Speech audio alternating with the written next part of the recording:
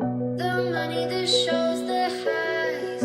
I don't know why I try. It hurts some more. It hurts Scene some more. 98.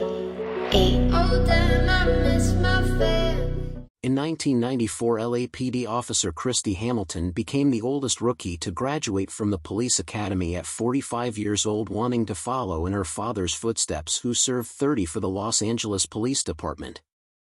But 4 months after her ceremony, around 1 a.m. February 22, an LAPD 911 operator received a call from a 17-year-old who said that he had just killed his father.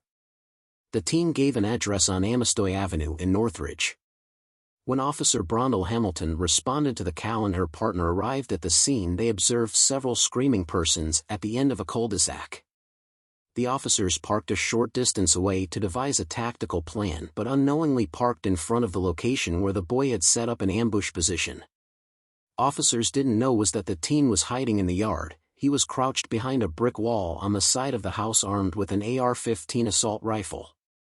6 more officers arrived to the scene minutes later after Officer Hamilton, and as soon as the backup began to step out of their patrol cars, the 17-year-old opened fire on the officers, shattering windows and leaving dozens of bullet holes through side panel on vehicles. Officer Hamilton was crouched down behind a car door. When she attempted to grab a police radio, the bullet punctured the door and went through an arm opening in the vest and into her chest. After firing about 15 rounds, the teen stopped shooting and retreated back into the house.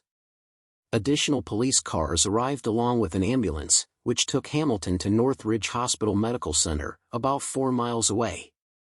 She was pronounced dead about an hour later, with her father at her bedside. While fellow officers and medical personnel were removing Hamilton from the scene, 5 or 6 shots were heard from inside the house. Shortly before 6 a.m., after attempting to contact the teen for several hours without success, SWAT officers tossed tear gas canisters into the house. A few minutes later, they entered the house and found the bodies of the teen and his father. Both had been shot to death, with the teen committing suicide. The teen was apparently a meth addict and killed his father, a Vietnam veteran, in a dispute over loud music. More than 3,500 police officers, from as far away as Oklahoma City, attended Hamilton's funeral. Hamilton's sign is located on the northeast corner of Lassen Street and Amestoy Avenue. On Thursday, January 10, 2019, 22-year-old rookie cop Natalie Corona was 5 months out of the police academy when she responded to a 3-car vehicle crash. As Officer Corona was conducting an investigation at the collision scene, a person not involved with the crash rode up to the scene on a bicycle. As Officer Corona was speaking to one of the persons involved in the crash, a man appearing out of the shadows walked up to Officer Corona and opened fire on her with a semi-automatic weapon, striking her. He shot her several more times, unloading his entire magazine after she fell to the ground. He then began shooting randomly at others, bystanders and vehicles, even striking a firefighter's boot. The suspect fled into his nearby home a few blocks away. He casually chatted with his roommate as if nothing happened and even went outside to watch as police began rushing to the shooting scene. The gunman left behind a backpack with his ID that helped police track him to his home. As responding officers searched for him, he emerged from the home wearing body armor, yelled at the officers, and then re-entered the home. Police surrounded the residence, leading to a standoff which ended with the gunman pushing a couch in front of the door and committing suicide with a gunshot wound to the head. When officers entered the dead gunman's bedroom, they found a note on the gunman's bed that read, "The Davis Police Department has been hitting me with ultrasonic waves meant to keep dogs from barking," the letter said. "I notified the press, internal affairs, and even the FBI about it. I am highly sensitive to its effects on my inner ear. I did my best to appease them, but they have continued for years and I can't live this way anymore." Officer Corona was the first officer in the department to die in the line of duty since 1959. She had only been patrolling solo for 2 weeks. On the evening of May 6, 2023, 18-year-old Jaquan Buchanan received a call from his girlfriend saying she did not have money. She needed money for a barbecue. So roughly after midnight, Buchanan's girlfriend and another woman picked up Buchanan and 3 other teenagers, The teenagers were all wearing black clothing and had face coverings. The group began to go on a robbery spree. They first robbed a 33-year-old woman. The woman said she was approached by 4 people who were each armed with a handgun with an extended magazine, and they demanded her Louis Vuitton belt before taking her cell phone and other items, including credit cards.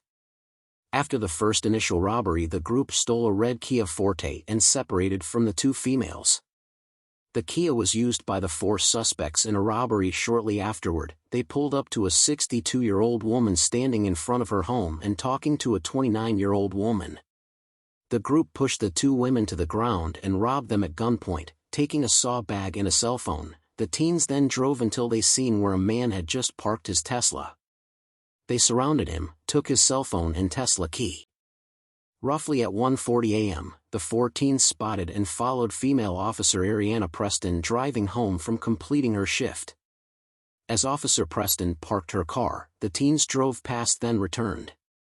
When she got out and began to walk towards her front door, 3 of the teens hopped out of the Kia and opened fire at the officer. She returned fire and let off 2 shots before she was fatally shot in the face and neck. They ran back to the Kia, but one of the offenders dashed over to Preston's body and took her gun and badge as she lay dying on her front lawn. The 4 teens fled the scene and 20 minutes later set the stolen car on fire. Nearly 20 minutes after the shooting, officers Preston's Apple Watch identified that she was under distress and alerted 911.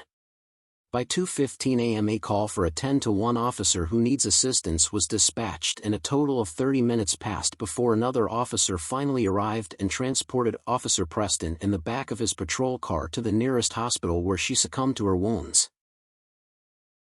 Later that day, the youngest suspect, 16-year-old Jalen Frazier, reportedly bragged to one of his friends that was not involved with the crime.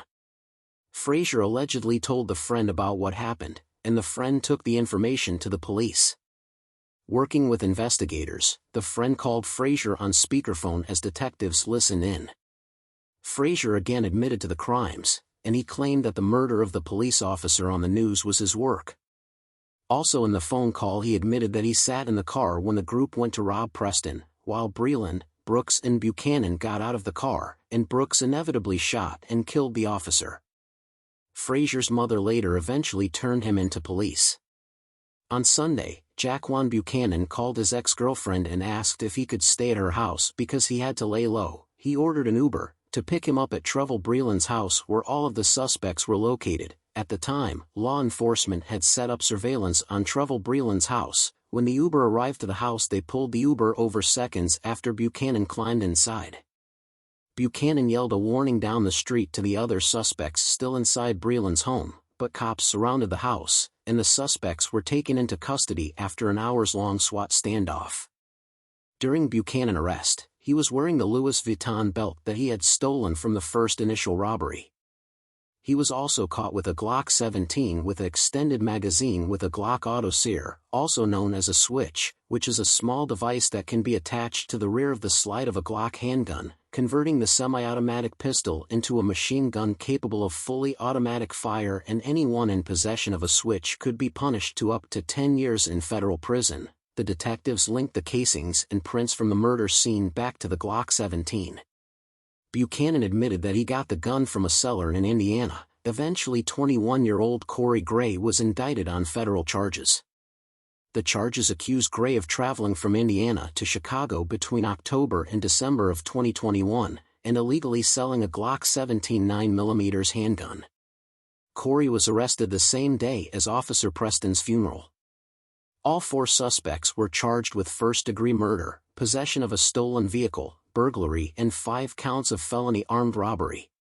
But the teenagers were not first-time offenders. They had lengthy criminal backgrounds. One of the oldest suspects, 19-year-old Trevor Breland, court records show the man's first adult arrest came in July 2021 when he was caught with a gun equipped with an extended magazine. While in custody, he spat on a cop and tried to kick another officer. Less than a week later, he was arrested again after allegedly throwing his mother and 2 televisions down the stairs and flattening one of her car tires. At the time of his current arrest, he was on adult probation for unlawful use of a weapon.